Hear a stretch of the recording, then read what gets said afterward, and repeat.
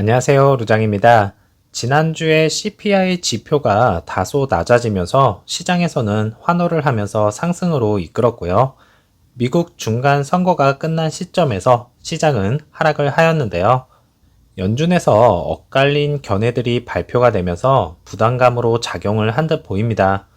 연준의 브레이너드 부의장이 6월달 이후 역사적으로 큰 폭으로 금리 인상 속도가 곧 둔화될 가능성이 있다고 언급을 하였지만, 블룸버그와의 인터뷰에서 연준이 많은 일들을 했음에도 불구하고 금리 인상과 인플레이션의 지속적인 억제를 위해서 연준이 추가로 할 일이 있다, 이렇게 말을 하였는데요. 과연 추가로 할 일이 무엇일까요? 마지막으로 자이언트 빅스텝을 시행을 할 것인지 정말 의문입니다. 또한 골드만삭스에서는 미국 인플레가 내년에 큰 폭으로 하락을 할 것으로 내다보았고, 연준이 물가 압력 측정치로 주로 참고하는 지표인 PCE 물가 지표가 어떻게 발표가 되는지 잘 지켜봐야 할 것입니다. 이러한 혼란한 장 속에 3대 지수 모두 하락으로 이어졌고, 나스닥은 장 중반부까지는 끌어올리는 모습을 보여주었지만은 장 막판에 큰 폭으로 밀리는 것을 확인을 할 수가 있었네요. 빅스 지수도 5%가 상승을 하면서 마감이 되었고요. 10년물 국채금리의 하락은 일단은 멈추어 섰습니다. 사실 이럴 때가 가장 애매한 자리가 아닐까 생각이 되는데요. 상승이냐 하락이냐 고민이 제일 많이 되는 구간인 것 같네요. 루시드는 마이너스 5.42%가 하락을 하였고, 애프터 장에서는 플러스 0.82%가 상승을 하면서 12.31불로 마감이 되었습니다. 오더플로에서는 매도가 약간 더 많은 것을 확인을 하였고, 1분봉에서는 나스닥의 상승분을 따라가지 못하면서 눌리는 모습이었네요. 어제 장도 고생 많으셨습니다.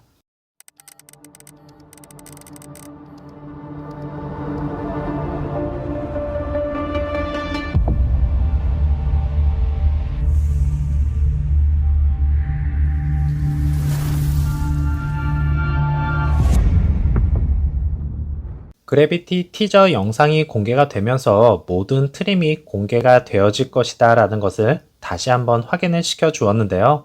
이전에 루시드 에어 퍼포먼스 차량이 출시가 되고, 그 다음에 사파이어 모델이 출시가 되면서 신차 출시로 인한 주가 영향은 전혀 없었습니다. 다른 기업들은 신차를 출시하면 주가에 긍정적인 영향을 주었지만은, 루시드는 첫 차량 생산 이후에도 한 번도 없었다는 것이 안타까울 따름이겠고요. 하지만 이번에는 루시드 모터스의 첫 번째 SUV 모델이 공개가 되어지는 상황인데, 주가에 어떠한 영향이 있을지 한번 지켜봐야 될 것 같네요. 3분기 실적 여파가 아직도 남아있는 것일까요? 아니면 민주당의 힘이 다시 작용을 하는 것일까요? 기사 내용에서는 리비안이 픽업 스팀을, 루시드는 페일링 떨어지고 있다고 하면서, 예약 잔고는 EV 회사의 중요한 지표이면서 루시드는 예약을 잃고 있고요. 리비아는 수천 건의 예약을 받고 있다고 말은 합니다. 보시는 바와 같이 2분기까지만 해도 3만 7천 건의 예약 판매 대수가 3만 4천 건으로 약 3천 대의 차량이 감소를 하였고요.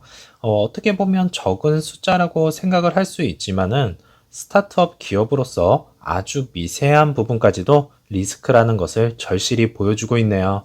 이는 지난번 보조금 혜택 문제로 인한 감소로 생각을 하고 있었는데요.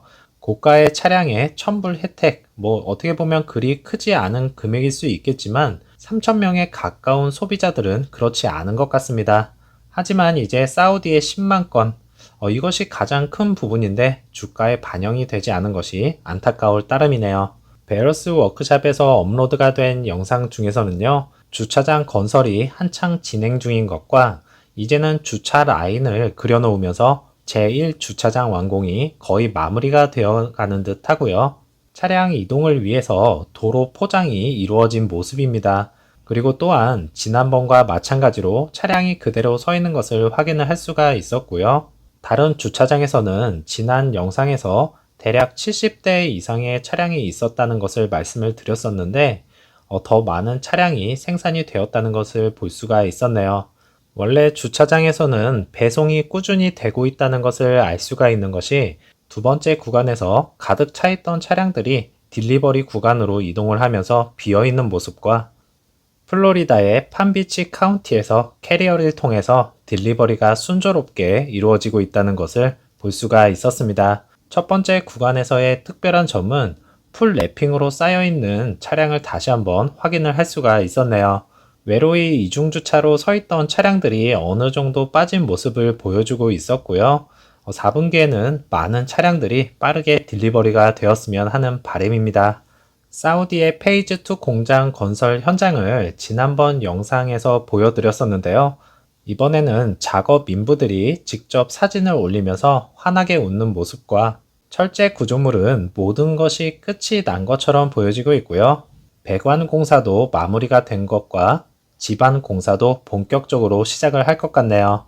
하지만 아직 많은 작업들이 남아있을 것을 애리조나 공장을 통해서 알 수 있는 부분입니다. 공사가 순조롭게 빨리 끝나서 애리조나와 사우디 공장 풀 가동이 되는 것을 보고 싶네요.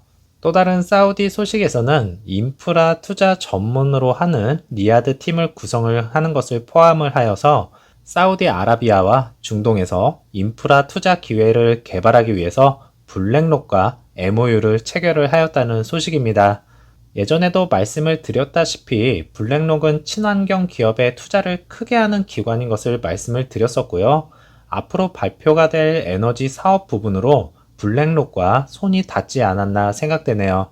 루시드도 블랙록이 상당수 쉐어를 보유를 하고 있으면서 에너지 기업으로서 또한 친환경 기업으로서 서서히 인정을 받고 있다는 것을 알 수 있는 상황입니다.